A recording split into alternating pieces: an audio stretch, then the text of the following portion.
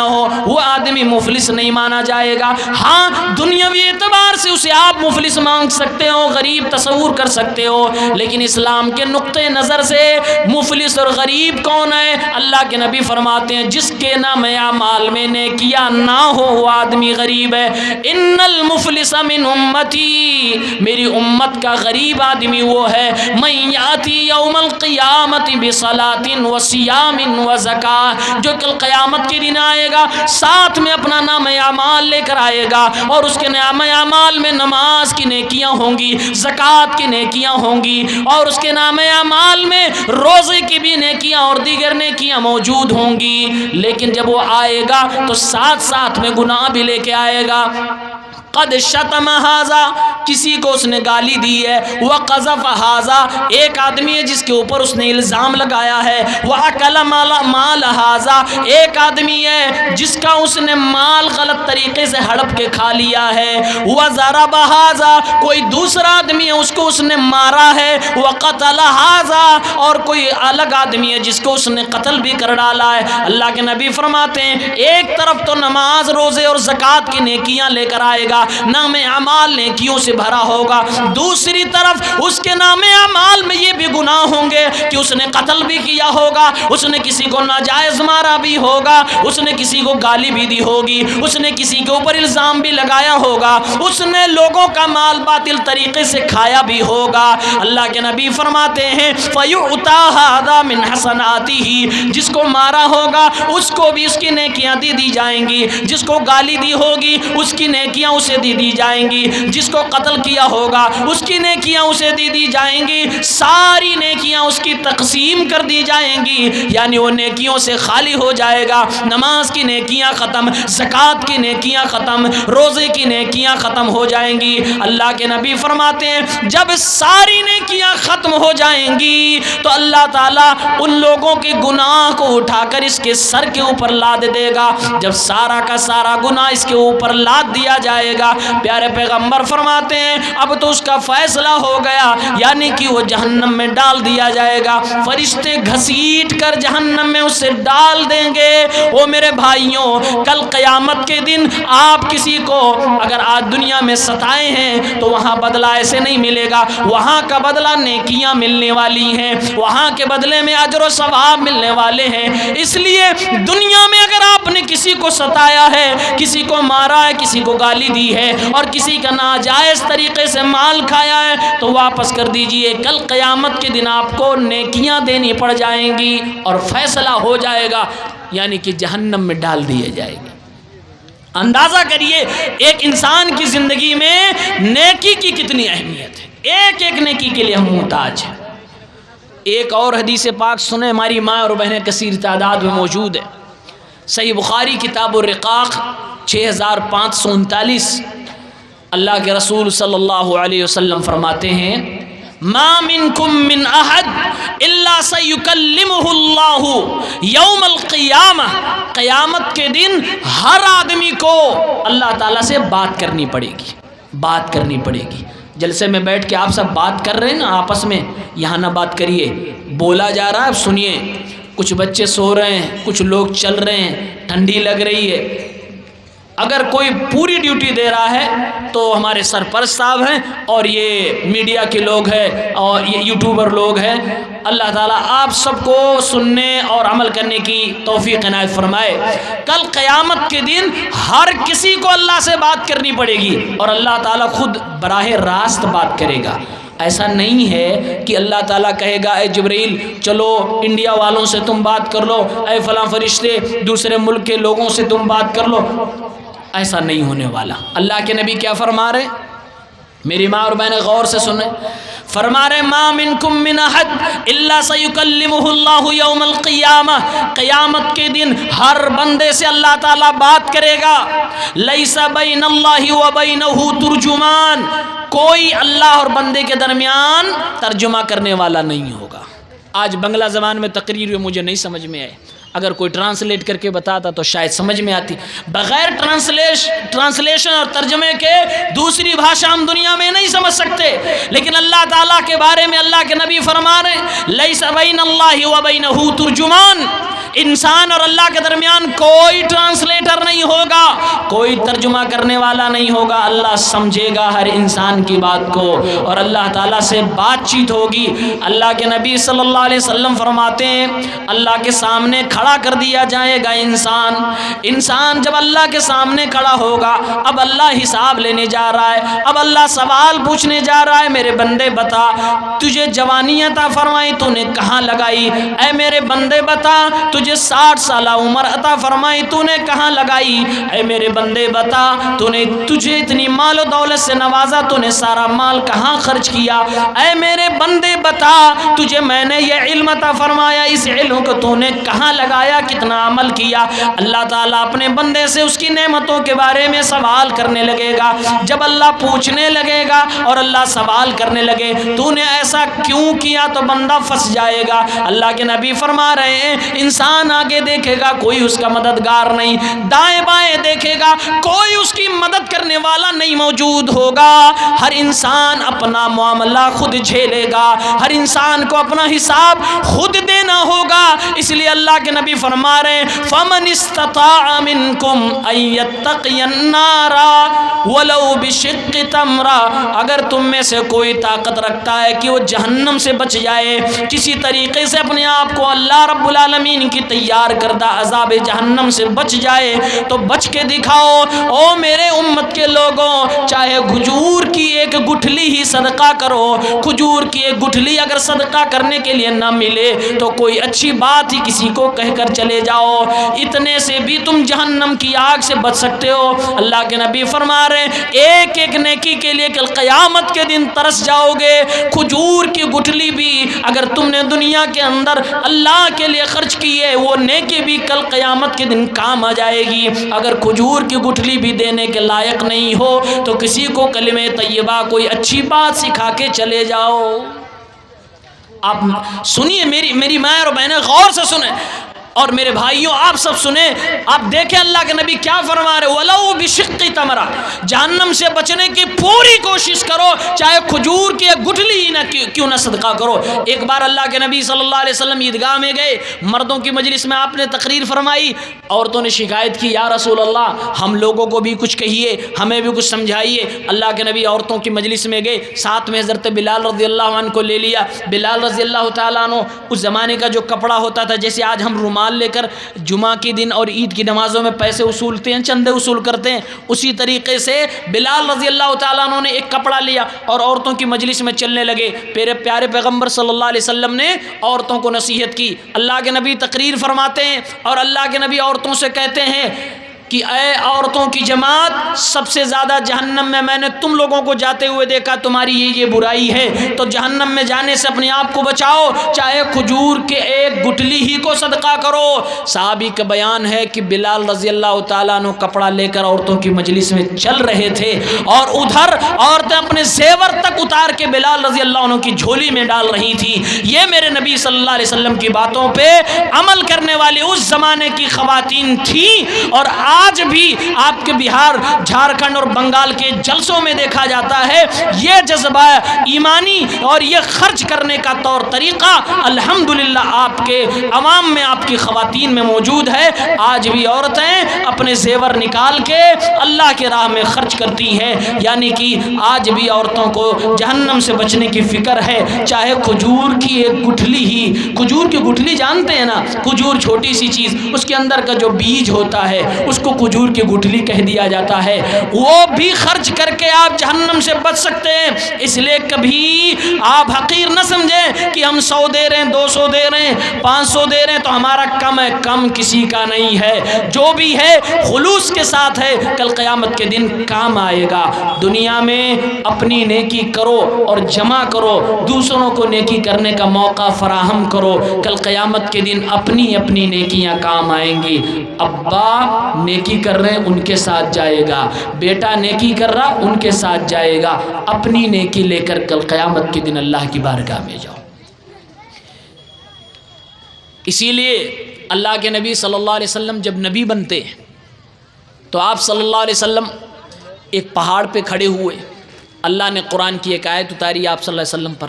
وہ قرآن کی آیت کیا ہے؟ وَأَنذِرْ عَشِيرَتَكَ الْأَقْرَبِينَ، اے میرے پیغمبر صلی اللہ علیہ وسلم اپنے قریبی رشتہ داروں کو ڈرائیے، قریبی رشتہ داروں کو اللہ رب العالمین کے عذاب اور اس کی نعمتوں کے بارے میں بتائیے۔ اللہ کے نبی پہاڑ پہ کھڑے ہو گئے، آپ نے آواز لگانی شروع کر دی۔ آپ صلی اللہ علیہ وسلم فرمانے لگے، یا بنی کعب ابن لوئی، اے کعب ابن لوئی کے افراد سنو، اے مرہ بن کعب کے خاندان والوں سنو، اے عبد مناف کے لوگوں سنو، اے عبد شمس کے لوگوں سنو، اے بنو ہاشم کے لوگوں سنو، اے بنو عبد المطلب کے لوگوں سنو، اے میری بیٹی فاطمہ تو بھی سن لے، اے میری پھوپھی صفیہ آپ بھی سن لیں، اے میرے چچا عباس آپ بھی سن لیں۔ اللہ کے نبی نے ایک ایک لوگوں کا نام بھی لیا، خاندان کو بھی گنایا، اور اللہ کے نبی فرمانے لگے، اے میری امت کے لوگوں، اے میرے رشتہ داروں، اے میرے خاندان کے لوگوں، اپنے آپ کو جہنم کی عذاب سے بچاؤ، اپنے آپ کو اللہ کی تیار کردہ جہنم سے بچاؤ۔ کل قیامت کے دن یہ مت سوچنا کہ میں تمہارے خاندان میں ہوں، یعنی میں تمہارے خاندان کا نبی ہوں، مجھے اللہ نے رسول بنایا ہے تو میری وجہ سے تم بچا لیے جاؤ گے۔ باقاعدہ اللہ کے نبی نے اپنی پھوپھی صفیہ سے کہا، اے میری پھوپھی صفیہ اپنے آپ کو جہنم کی آگ سے بچائیے، اے میرے چچا عباس آپ اپنے آپ کو جہنم سے بچائیے، یا فاطمہ اے میری بیٹی فاطمہ انقذی نفسک من النار، اپنے آپ کو جہنم کی آگ سے بچا، فإنی لا اغنی عنک من اللہ شیئا، کل قیامت کے دن تجھے میں اللہ سے بچا نہیں پاؤں گا۔ سلینی بما شئتی، دنیا میں اگر کچھ مانگنا چاہتی ہے تو مانگ لے، کل قیامت کے دن میں تجھے کچھ نہ دے پاؤں گا، قیامت کے دن تیری نیکیاں ہی کام آئیں گی، قیامت کے دن جو تو دنیا میں کر کے جائے گی، جو تو اسلام پہ عمل کر کے جائے گی، جو محمد الرسول اللہ کی باتوں کو تسلیم کر کے عمل کر کے جائے گی، وہی کل قیامت کے دن کام آنے والی ہے۔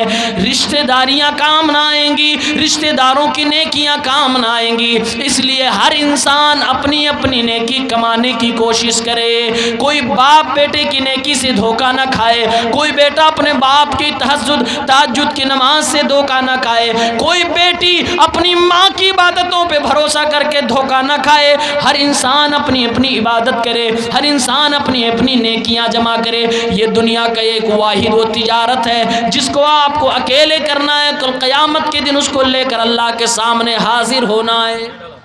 یقین مانیے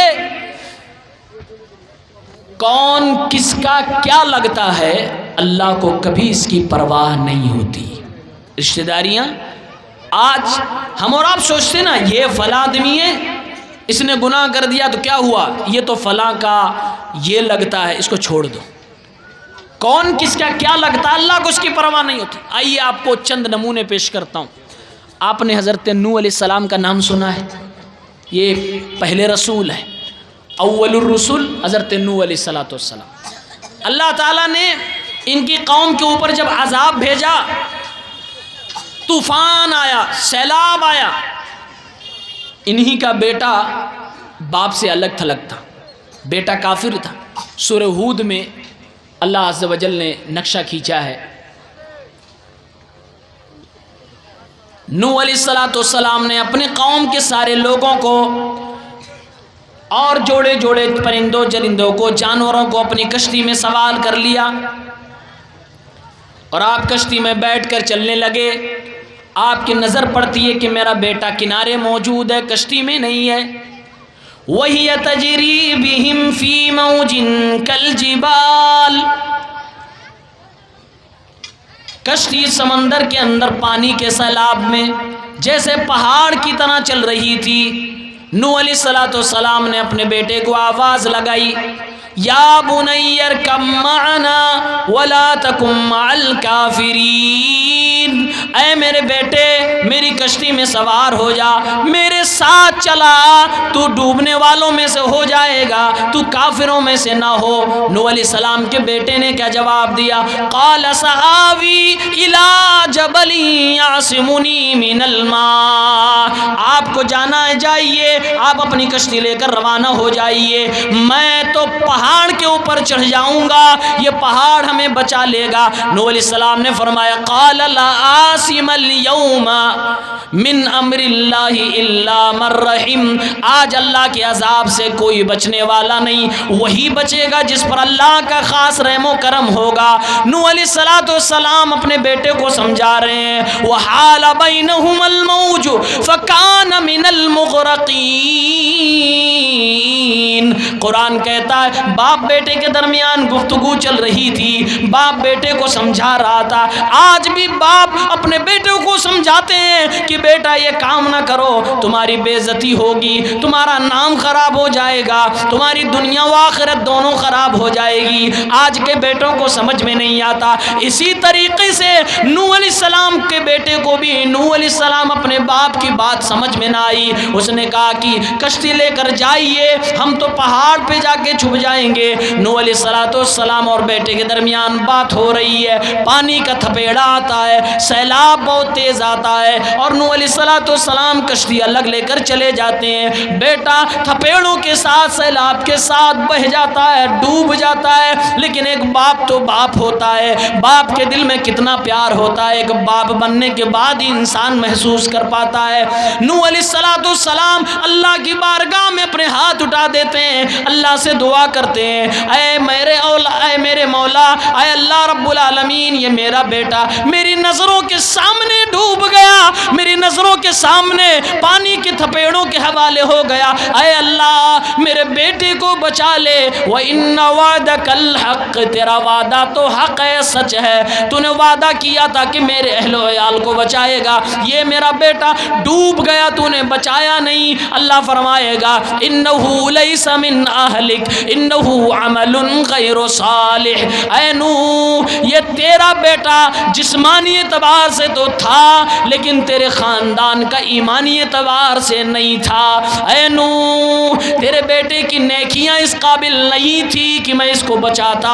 اے میرے پیغمبر، اے میرے رسول نوح، تیری نیکیاں تیرے بیٹے کے کام نہیں آئیں گی۔ بلکہ اللہ نے دھمکایا اور ڈرایا بھی نوح علیہ السلام کو، انی اعظک ان تکون من الجاہلین، اے نوح اگر تو نے دوبارہ ایسا سوال کیا تو میں تجھے نصیحت کر رہا ہوں، تاج نبوت چھین لیا جائے گا، تو جاہلوں میں سے ہو جائے گا۔ یعنی اے نوح تجھے کیا یہ معلوم نہیں کہ باپ کی نیکیاں بیٹے کے کام نہیں آتی، بیٹے کی نیکیاں باپ کے کام نہیں آتی؟ تو پیغمبر صحیح، تیری دعوت صحیح، تجھ کو ہم نے رسول تو بنایا، لیکن تیرے بیٹے کو ہدایت جو نہ ملی اس لیے وہ ڈوب گیا۔ اب اپنے بیٹے کے بچانے کے لیے مجھ سے سوال نہ کرنا۔ میرے بھائیوں، میرے دوستوں، نوح علیہ السلام کا بیٹا اگر کافر ہو گیا تو نوح علیہ السلام اپنے بیٹے کو اپنے اللہ سے نہیں بچا پائے۔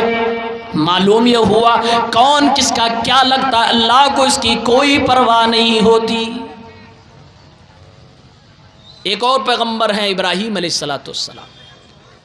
ابراہیم علیہ السلام یہ بیٹے ہیں، ان کے باپ کافر، بت بنانے والے، ہاتھ سے بت بناتے تھے، مٹی تراشتے تھے، پتھر تراش کر بت بناتے تھے۔ ابراہیم علیہ السلام اپنے باپ کو سمجھا رہے ہیں، اے والد محترم، آپ ان شیطانوں کی عبادت کیوں کرتے ہیں؟ کیا آپ کو سمجھ نہیں آتا کہ جو بولنا نہیں جانتا، سننا نہیں جانتا، کھانا پینا نہیں جانتا، اس کو کیسے آپ معبود مان سکتے ہو؟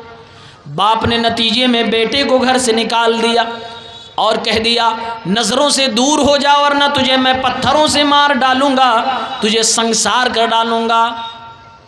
لئن لم تنتہی لأرجمنک، بھاگ جا ورنہ تجھے مار ڈالوں گا۔ ابراہیم علیہ السلام گھر سے نکل گئے، لیکن جب گھر سے نکلنے لگے تو ابراہیم علیہ السلام نے اتنا کہا تھا، اے والد محترم میں گھر تو چھوڑ کے جا رہا ہوں، لیکن میں آپ کے لیے اپنے اللہ سے مغفرت کی دعا ضرور کروں گا۔ اپنے اللہ سے دعا مانگوں گا کہ اللہ میرے والد کو بخش دے، معاف فرما دے۔ والد کا انتقال ہو گیا، بت بناتے بناتے، شرک کرتے کرتے دنیا سے چلے گئے۔ حضرت ابراہیم اللہ سے دعا کرنے لگے، اے اللہ میرے باپ کو بخش دے، اے اللہ میرے باپ کو معاف فرما دے۔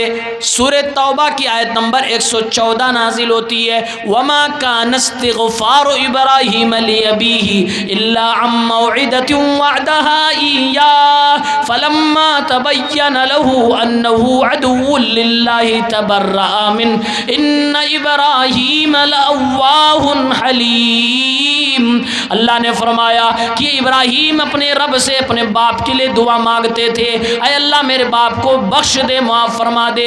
اس وقت تک انہوں نے دعائیں مانگی جب تک اللہ نے ان کو منع نہ کر دیا، روک نہ دیا۔ یعنی کہ ابراہیم علیہ السلام کو جب معلوم ہو گیا کہ میرا باپ شرک کر کے تو اللہ کا دشمن بن گیا ہے، اب اللہ سے میں کتنی بھی دعائیں مانگ لوں ابراہیم کی دعا اپنے باپ کے حق میں قبول نہ ہوگی۔ ابراہیم علیہ السلام نے دعا کرنا بند کر دیا، چھوڑ دیا۔ اللہ رب العالمین نے پھر ایک میسج دے دیا، اے دنیا کے لوگوں، بیٹا تمہارا کتنا بڑا عالم کیوں نہ ہو جائے، کتنی بڑی سلطنت کا مالک کیوں نہ ہو جائے، کتنا بڑا عابد نہ ہو جائے، عبادت گزار نہ بن جائے، 24 گھنٹہ مسجدوں میں کیوں نہ رہنے لگے، لیکن اس کی نیکیاں اس کے باپ کے کام نہیں آ سکتی۔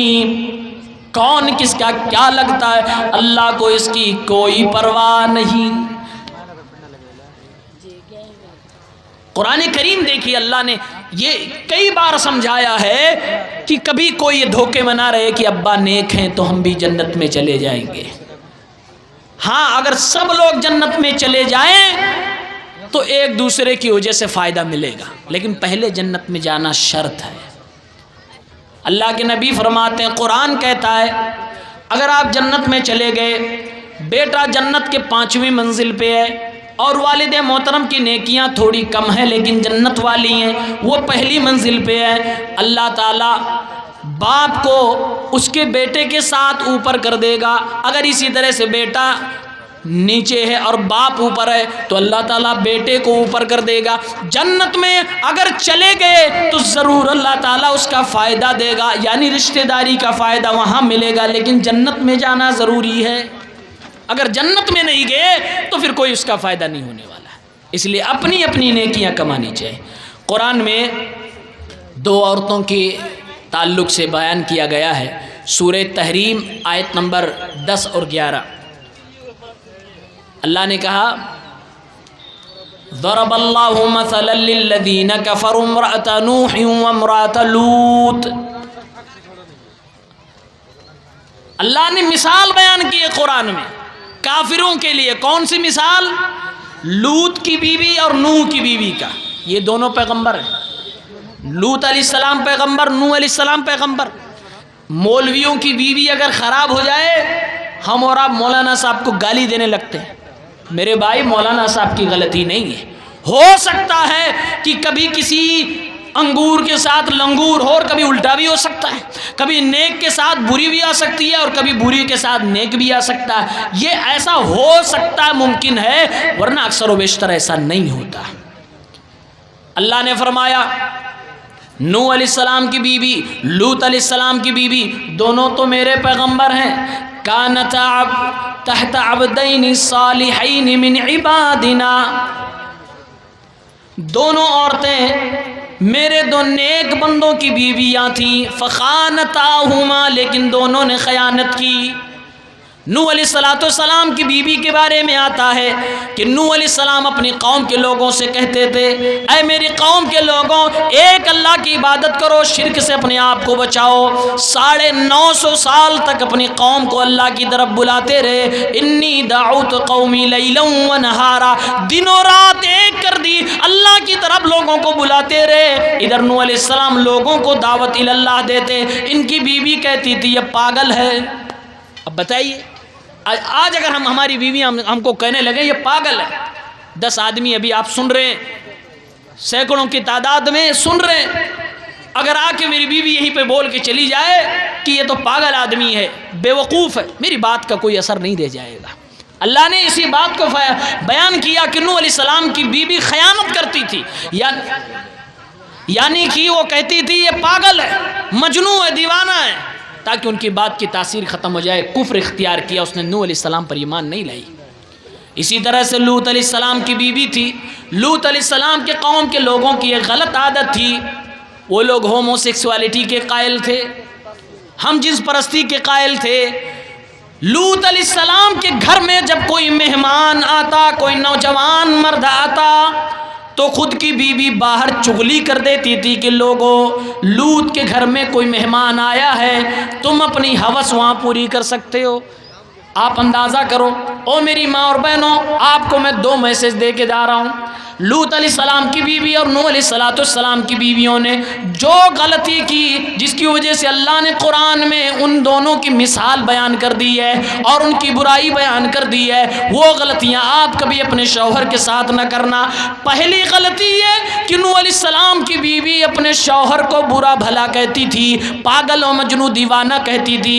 آپ اپنے شوہر کو کبھی پاگل نہ کہنا، کبھی مجنون نہ کہنا، کبھی دیوانہ نہ کہنا، کبھی اسے کم دماغ، بدھو، بے وقوف نہ کہنا۔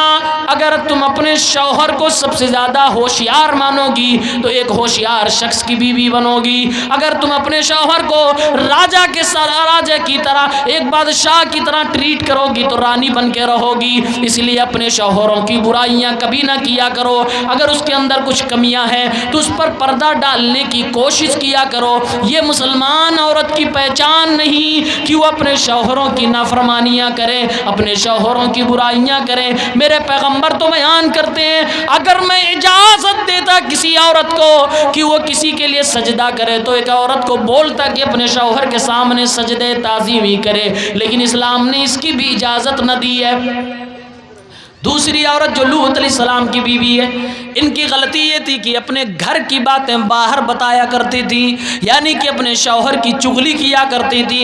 او میری ماں اور بہنوں، آج کی بیٹیاں جو نہ جانے کتنے رشتے خراب کر ڈالتی ہیں، نہ جانے کتنے گھر اپنے ہاتھوں سے اجاڑ ڈالتی ہیں، اپنے شوہروں سے طلاق لے لیتی ہیں، اس کی غلطی کیا ہوتی ہے؟ آج کی نئی نویلی دلہن کی غلطی یہ ہو جاتی ہے، آج کی میری چھوٹی چھوٹی کم عمر نہ سمجھ بہنیں بیٹیاں غلطی کر جاتی ہیں کہ مائکے میں، سسرال میں جانے کے بعد سسرال کی باتوں کو نچوڑ کر اور اپنے مطلب کی باتوں کو لے کر دیواروں پہ کھڑی ہو کر کان لگا کر باتوں کو سن کر آڈیو ویڈیو ریکارڈ کر کے اسے اپنے مائکے پہنچاتی ہیں، یعنی اپنے شوہر کی باتیں، اپنے شوہر کے گھر کی باتیں جب عورت اپنے گھر کے باہر کہنے لگے، چاہے وہ اپنے مائکے میں کہنے لگے یا اپنے سہیلیوں سے کہنے لگے، اپنے گھر اور اپنے شوہر کی برائیاں جب ایک عورت دوسری جگہ کرنے لگتی ہے، میرے بھائیوں جان لیجئے اسی وقت وہ گھر بربادی کے دہانے پہ پہنچ جاتا ہے، اور پھر اس گھر کے ٹوٹنے میں ٹائم نہیں لگتا، وہ گھر برباد ہو جاتا ہے۔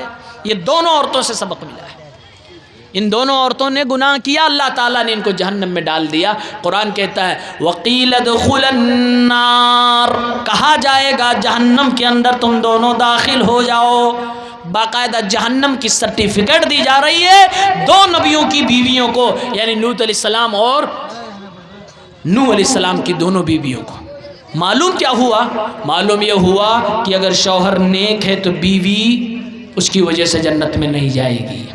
میاں جی اگر جنت میں جا رہے ہیں ضروری نہیں کہ بیوی بھی جائے، کون کس کا کیا لگتا ہے، اللہ کو اس کی نہیں پرواہ ہے۔ اسی آیت کے ایک آیت معن بعد فوراً ایک تیسری عورت کا تذکرہ اللہ نے کیا ہے۔ وَضَرَبَ اللَّهُ مَثَلًا لِلَّذِينَ آمَنُوا امْرَأَتَ فِرْعَوْنَ إِذْ قَالَتْ رب ابن لي عندك بيتا في الجنة ونجني من فرعون وعمله ونجني من القوم الظالمين۔ اللہ نے مومن اور مسلمان عورتوں کے لیے فرعون کی بیوی کی مثال دی ہے۔ اللہ کی قدرت بھی بڑی عجیب۔ دو پیغمبروں کو کافر بیوی دے کر کافروں کے لیے مثال بیان کر دی، اور دنیا کے سب سے خطرناک انسان انا ربکم الاعلی کا دعویٰ کرنے والا فرعون، اس کو اللہ نے نیک بیوی عطا فرما کے مومن مردوں اور عورتوں کے لیے مثال بیان کر دی۔ اللہ نے فرمایا ضرب اللہ مثلا للذین آمنوا امرأۃ فرعون، مومنوں کے لیے مثال فرعون کی بیوی کا ہے کہ فرعون اتنا بڑا گنہگار و مشرک ہونے کے باوجود اپنی بیوی کو نیکی کرنے سے روک نہ سکا، اس کی بیوی بھی ایمان لے آئی اور جنت والی بن گئی۔ جب فرعون اس کو مارنے لگا، جب فرعون اس کے سینے پہ نیزے چلانے لگا، جب فرعون اپنی بیوی کو دنیا میں ستا کر زخم دے کر پتھروں کے نیچے دبوچ کر اس کو نیزوں سے مار کر اسے دنیا سے ختم کرنے لگا، اس کے ایمان کی اسے سزا دینے لگا، اس بیوی نے دعا کی رب ابنی لی عندک بیتا فی الجنہ، اے میرے اللہ تیرے لیے یہ سزا سے رہی ہوں، اے میرے مولا اپنے اس شوہر کی وجہ سے میں مار کھا رہی ہوں، اے اللہ میری غلطی صرف اتنی ہے کہ میں تیری ذات پر ایمان لے آئی ہوں، اے اللہ میں تیرے پاس آ رہی ہوں، اے اللہ میں یہ ظالم قوم کو، میں یہ ظالم فرعون کو چھوڑ کے آ رہی ہوں، میں موت کو تسلیم کر رہی ہوں، اے اللہ مجھے فرعون سے بچا لے، اے اللہ مجھے ظالم قوم سے بچا لے۔ اللہ تعالیٰ نے فرعون کی بیوی حضرت آسیہ رضی اللہ تعالیٰ عنہ، حضرت آسیہ علیہ السلام کو رب العالمین نے دنیا ہی میں جنت کی خوشبوئیں دکھا دی، جنت کے نظارے دکھا دیے، اور وہ عورت جنتی ہو گئی۔ میرے پیغمبر جب اپنے دور میں آتے تو آپ فرماتے ہیں دنیا کی ٹاپ لیول کی خاتون میں حضرت آسیہ کا نام آتا ہے جو فرعون کی بیوی ہیں۔ اور میری ماں اور بہنوں، اگر آپ کا شوہر گنہگار ہے، اگر آپ کا شوہر شراب پینے والا، اگر آپ کا شوہر بے نمازی ہے، اگر آپ کا شوہر حرام کمانے والا ہے، عبادتیں نہیں کرتا، تو آپ پریشان نہ ہوئیے، آپ اپنی عبادت کرتی رہیے، آپ اپنی زندگی کو صحیح کریے، آپ اپنی آخرت بنانے کی پوری کوشش کریے، کیونکہ فرعون جہنم میں جائے گا لیکن فرعون کی بیوی جنت میں جائے گی۔ کون کس کا کیا لگتا، اللہ کو اس کی نہیں پرواہ۔ یہ قرآن کریم میں کئی نقشے بیان کیے گئے ہیں، اور اگر اپنے نبی کی سیرت کو ہم اور آپ دیکھیں،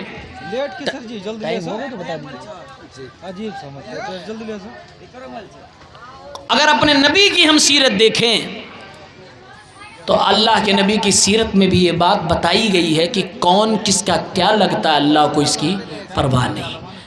دوسرے کی وجہ سے ہم جنت میں نہیں جا سکتے، اپنے اعمال ہوں گے تب جنت میں جائیں۔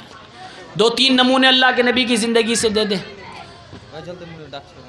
اللہ کے نبی صلی اللہ علیہ وسلم امام الانبیاء ہیں، سارے نبیوں کے سردار، قیامت کے دن شفاعت کریں گے، سفارش کریں گے، لیکن ہمارے نبی صلی اللہ علیہ وسلم کے والد محترم، آپ کی والدہ کا کیا ہوگا؟ روایات میں اور صحیح اور مستند روایت میں ملتا ہے کہ دونوں لوگ واصل نار ہوں گے، یعنی ماں باپ ہونے کے باوجود وہ جہنم سے نہیں بچ سکیں گے۔ ایسے ہی صحیح بخاری کی روایت میں موجود ہے، اللہ کے نبی صلی اللہ علیہ وسلم کے چچا ابو طالب کے تعلق سے، ابو طالب کیا کہتے تھے؟ اے میرے بھتیجے محمد، دنیا والے تجھے جو بھی کہتے ہیں کہنے دے، تو اپنا کام کر، میں تیرا ساتھ دوں گا۔ اللہ کے نبی کا ساتھ آپ کے چچا ابو طالب نے دیا، اس لیے اللہ کے نبی دل سے چاہتے تھے کہ میرے چچا ابو طالب مسلمان ہو جائیں۔ ان کی زندگی کے آخری ایام چل رہے ہیں، اللہ کے نبی گئے اور آپ نے فرمایا یا عمی قل لا الہ الا اللہ احاج لک بہا عند اللہ، چچا جان آپ لا الہ الا اللہ کہہ دیجئے، اللہ رب العالمین کے سامنے میں حجت قائم کر دوں گا، اللہ تعالیٰ آپ کو جنت میں ڈال دے گا، مومن و مسلمان ہو جائیں گے۔ بغل میں ابو جہل اور ابن ابی امیہ بھی موجود تھا، وہ دونوں کہنے لگے اترغب عن ملت عبد المطلب، اے ابو طالب کیا پوری زندگی باپ دادا کے دین پہ رہ کر اب تم اپنا دین دھرم بدل دو گے، عبد المطلب کا دھرم چھوڑ دو گے؟ چنانچہ ابو طالب آخری ایام میں اللہ کے نبی کی بات کو نہیں مانتے اور کفر کی حالت میں دنیا سے چلے جاتے ہیں، یعنی کہ وہ بھی جہنم میں چلے جاتے ہیں۔ اللہ کے نبی صلی اللہ علیہ وسلم کے سگے چچا جن کو اللہ کے نبی چاہتے تھے کہ مسلمان ہو جائے، اللہ کے نبی نہ لا سکے، ان کو مسلمان نہ بنا سکے۔ کون کس کا کیا لگتا ہے، اللہ کو اس کی پرواہ نہیں۔ قرآن کی آیت اتر گئی، انک لا تہدی من احببت ولکن اللہ یہدی من یشاء۔ اے میرے نبی، آپ جس کو پیار کرتے ہیں، چاہتے ہیں، وہ ایمان نہیں لائے اگر اللہ نہیں چاہے گا۔ اللہ جسے چاہے گا وہی ایمان لائے گا، آپ کے چاہنے سے کوئی فرق نہیں پڑتا۔ اے میرے نبی، کون کس کا کیا لگتا ہے، اللہ کو اس کی پرواہ نہیں، اللہ اپنی مرضی سے کرتا ہے۔ یفعل ما یشاء، اللہ جو چاہتا کرتا، فعال لما یرید۔ یہ ہے سیرت کا نمونہ۔